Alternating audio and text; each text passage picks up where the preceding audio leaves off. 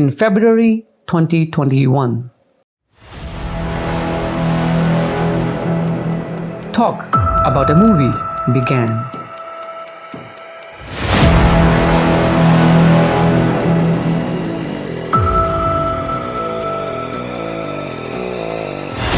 Zack Snyder's Justice League, the Snyder Cut, and on its release,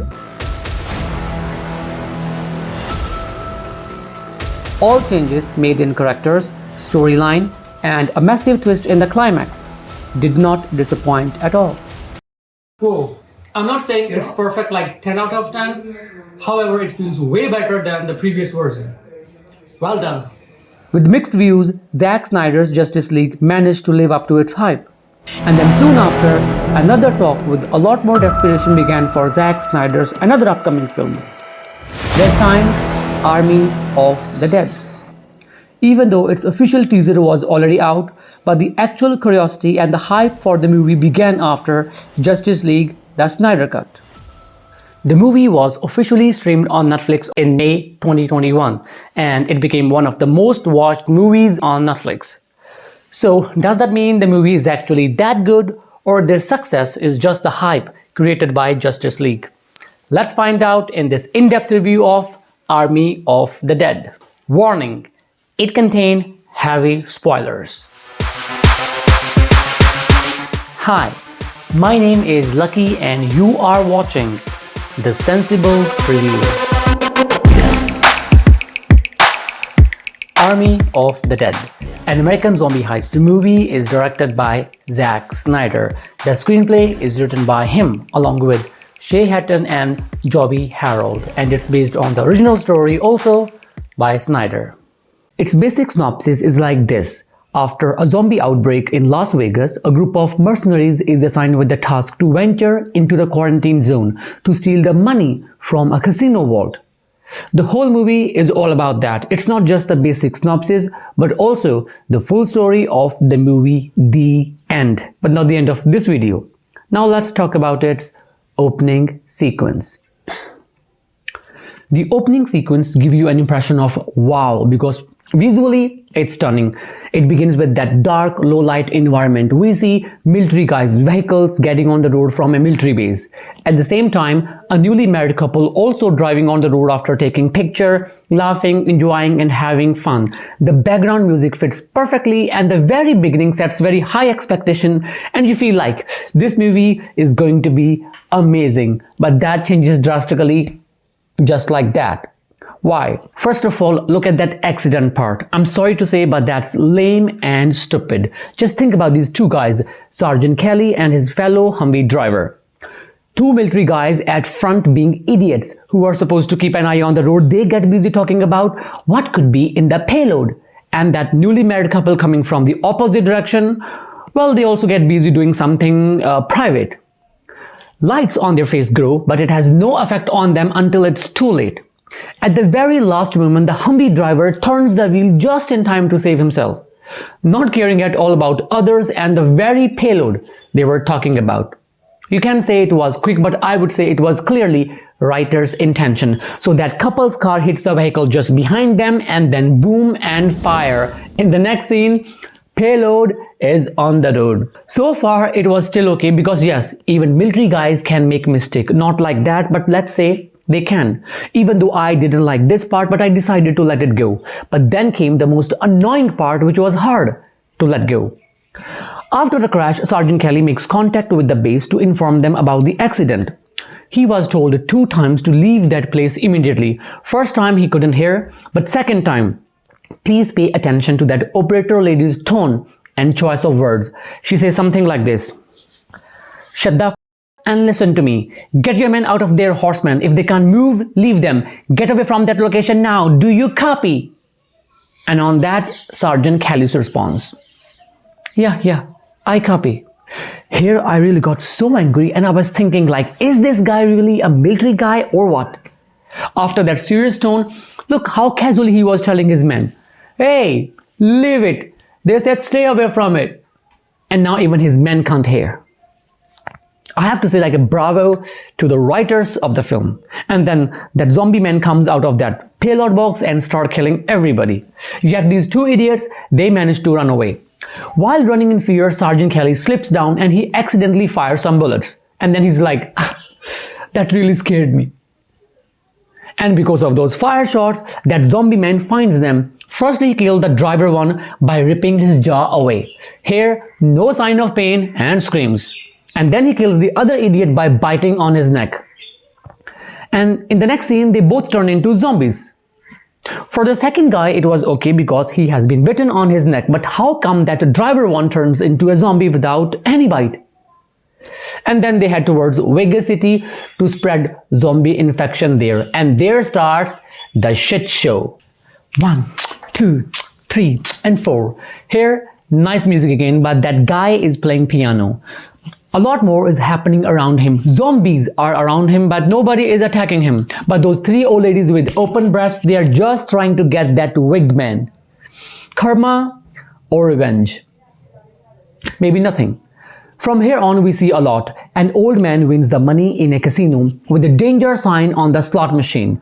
By the way, for some people, that danger sign is the detailed work by Snyder. Getting back to that old man, he gets attacked by zombies. His blood is oozing, so to avoid that blood getting into the eye, a zombie lady bites that man with closed eyes.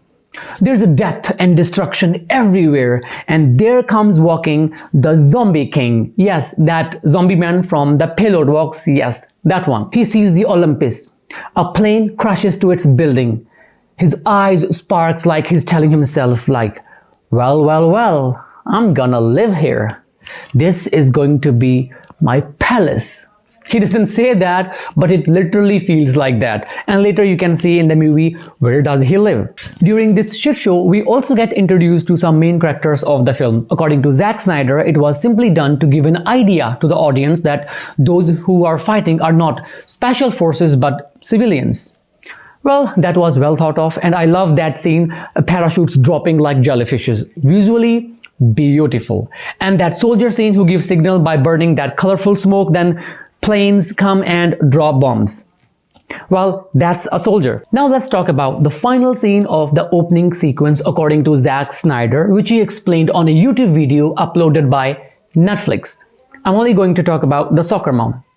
In that video, he says, first, it seems like the soccer mom is gonna make it. Then finally, she gets caught. Audience must be in the impression that the little girl is gonna make it.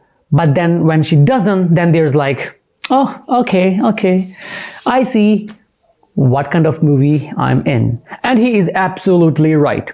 I want you to pay attention to that scene carefully. The soccer mom gets caught by those lazy zombies. Okay, no problem, but no, it is a problem. She gets caught just by the doorway. And there are guards with guns, but nobody bothered to save her. On the contrary, they stop others from going back and help. Wow.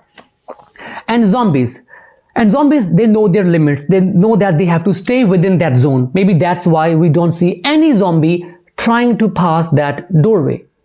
And about her daughter. She runs toward her mother, and her mother, she just takes her in her arm. She doesn't even try to push her daughter away to safety like, no, go save yourself. No. She just takes her in her arm. It was simply like, I'm dying, so let's die together. And that's not it. In one scene, a container is dropping in a fast speed, filling around 1/3 path of the doorway.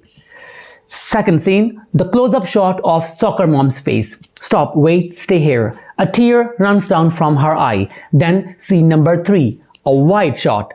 That container finally reaches down like a boom, crushing everybody. Hilarious, but not in a funny way. And at this point, just like Zack Snyder said, you do get the idea what kind of movie you are in. And that is a complete disaster. Concept. The concept is zombie heist, basically the combination of zombies and money heist. Let's talk about zombies first. We all know what a zombie is. We have seen so many movies and series, but in Army of the Dead, zombies have been categorized into 2 groups. First, we have shamblers. They don't think. They just move, eat, and cannot go in the sunlight. Okay.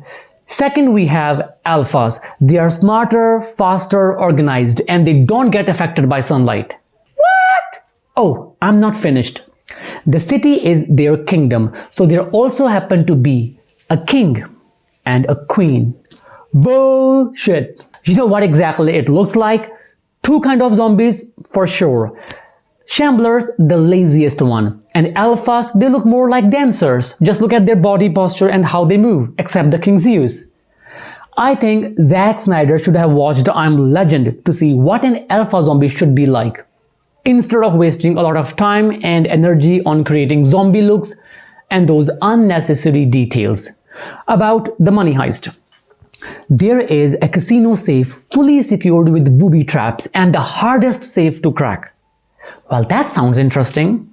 But in the movie, our guy Dieter can open it in 30 minutes if there is a complete silence. Again, what?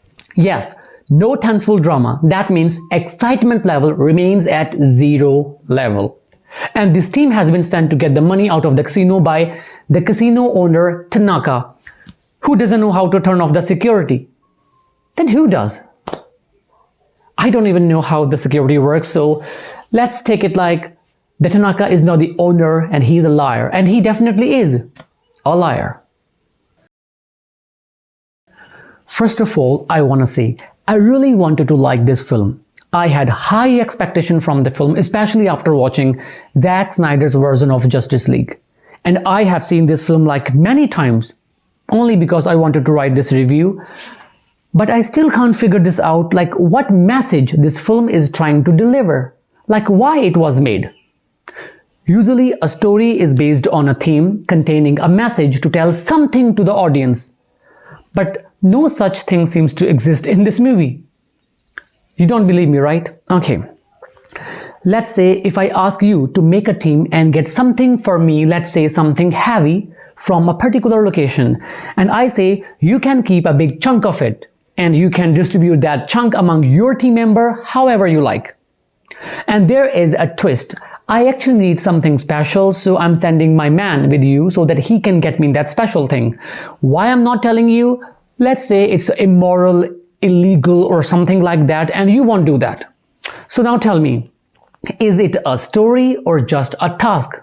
So if you agree that it is a task, then this film is based on a task. Just to make the task look more interesting, the location is Vegas Casino Vault, infested with bloodthirsty zombies. Bloodthirsty zombie? I'm sorry, that's not the right word for this movie. That's something heavy. Let's replace it with $200 billion. Your piece of chunk, $50 million. And that something special now is the blood or the head of a zombie. Why?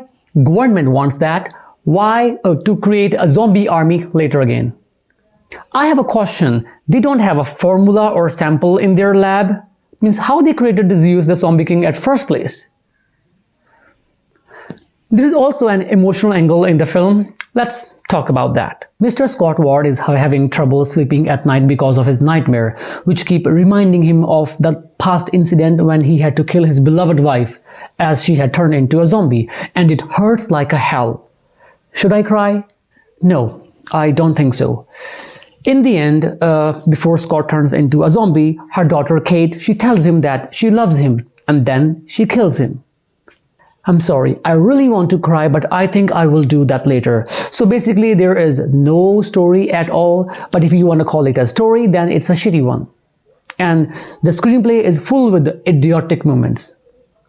And also, there is a rescue mission, and just like Soccer Mom, remember that last scene from the opening sequence? They all die. Actually, they all die. They all have to die, otherwise how would you say, I see what kind of movie I'm in. Kate couldn't die because she has to kill his father in the end. Otherwise, how that emotional angle would work. And P.R.O cannot die because you want another movie, right? Can't kill all the zombies forever. Even the governments, they don't have formulas or sample. And also, who can write another epic accident to make a zombie lose again? That happens only once in a lifetime. After hours and hours of thinking, the only possible message this movie seems to deliver is this, that no matter how hard you try in life, in the end only shit happens. Maybe it's talking about never to go after money. It's not even about survivals. If you have any idea, please do let me know in the comment section. That would be a great favor on me. Can you please call the doctor? I'm not feeling okay. Yes. Thank you. Dialogues. There's nothing in this section, just ordinary talk. It's a goddamn zombie tiger that's crossing the line. You get these kind of dialogues. I can give you a better one. Zack Snyder made a movie without a story and it's a huge hit on Netflix. That's called crossing the line. One more. Everyone has a mum. You dash, not everyone is an abuser. Wow, my mind is blown and I still need a doctor. And I have a question. What was she doing when he was abusing and harassing others? Waiting for the moment to trade him with alpha zombies later to get the passway? What kind of bullshit is that? Let's not waste time on this section, otherwise I will end up in the hospital. Performances. There's no problem performance-wise.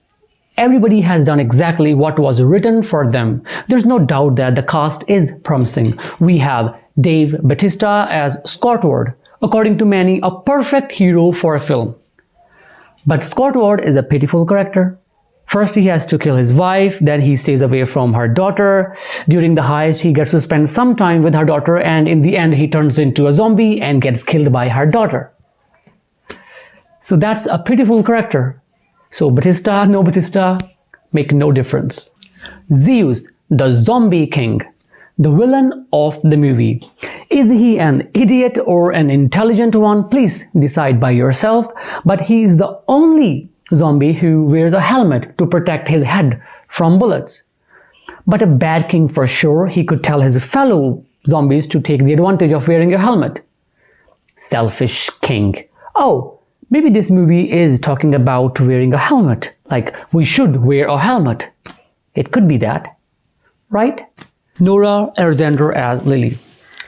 She's the one actually leading the team and knows all about zombies. The funny thing is that at one point she can't think of taking a step further without making trade with alpha zombies, but later she's okay to help Tanaka's man to capture the queen to take her blood. Even when that man cuts the queen's head off, she reacts so casually like nothing. She's like, I don't know what's gonna happen. Ludwig Dieter, the only character interesting enough to watch. His cries and reactions are priceless, but he too loses his character in the end. First he's like a namby-pamby, then after opening the vault he becomes too brave.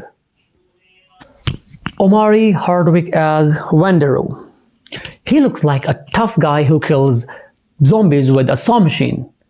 And there's nothing else to talk about this guy, except possibly the next zombie king for the next part. There are many other characters as well. Let's not waste talking about these useless characters.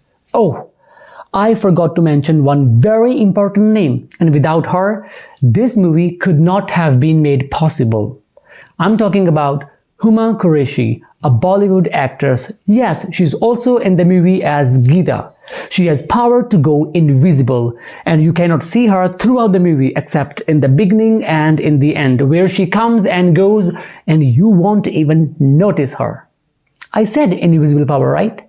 Yes. I'm sorry, that was a joke. Not by me, by Zack Snyder for Huma Qureshi's fan, if she has fans. I know a role in a movie is not about the length, but its importance. In her case, it's neither lengthy nor important. So why was she casted in the film? Have you ever heard the term marketing strategy? Zack Snyder is undoubtedly one of the best cinematographer, and even as a director, he's pretty good. After watching Army of the Dead, it's crystal clear that his only focus was on the look of the movie and on a lot of detail work to make every shot look stunning. And you can see this, that there's an overuse of that bokeh effect. I don't know the technical term, but in almost every scene, either the foreground or the background is blurry. It has nothing to do with storytelling, it's just to make every shot look appealing. If you are a Snyder fan, then you know that he likes dark, contrasty colors, especially the black one. And he creates every scene like an artist paints a picture. I'm shocked that this movie is written and directed by Zack Snyder. Totally disappointing. Next we have visual effects. Visual effects are okay. There's nothing so impressive like jaw-dropping or something. How can I say that? Just take an example of Valentine, the zombie tiger. In terms of visual element, a creature like Valentine, it's quite stunning and satisfying. Yet the tiger doesn't make your blood rush in your veins. So if you ask this question to yourself, why there is a zombie tiger in the movie? The answer is as simple as this. They came up with an idea and they could make it, so they decided to put a zombie tiger in the movie. Tiger actually has no role to play in the film. First it appears as a poser, comes, roars, sniffs and goes away. And later he kills Tanaka's man Martin by throwing him here and there like a football. That's it. There's also a zombie horse. Animal zombies and human zombies, they are just there in the movie. They are like some sort of sick joke, a random joke which are not even funny. And about the music. I already said that it's pretty amazing. I love those songs, and the only good thing about the film is the music and also the cinematography. The funny thing is that every scene looks stunning, yet nothing works at all. Because it's important to keep in mind that cinematography, music and all, they all play, visual effect and all, they all play important role, but they cannot exceed the importance of the story. Story has to be strong and good. Final words. For me, Army of the Dead is a complete disaster on every possible level, but especially in terms of story and screenplay. At first, visually it looks stunning along with the music, but later even that loses the interest. It's a pity that a multi-star movie with so many characters but not a single character good enough to connect to the viewers. More than that, it's a Zack Snyder movie, totally disappointing. It's actually one of those trash movies that make me lose my temper. So now it's time to give the rating. I actually don't want to give any rating to this movie, but if I have to, then I would say 4 out of 10. Yeah, that's it. And that's all for now. I hope you have enjoyed this video. If so, then don't forget to like and share and subscribe the channel if you haven't done that yet. See you soon with another video. Until then, goodbye. Stay safe, stay healthy, and never go to a casino. Yeah, follow that. Never go to a casino. It's a good advice.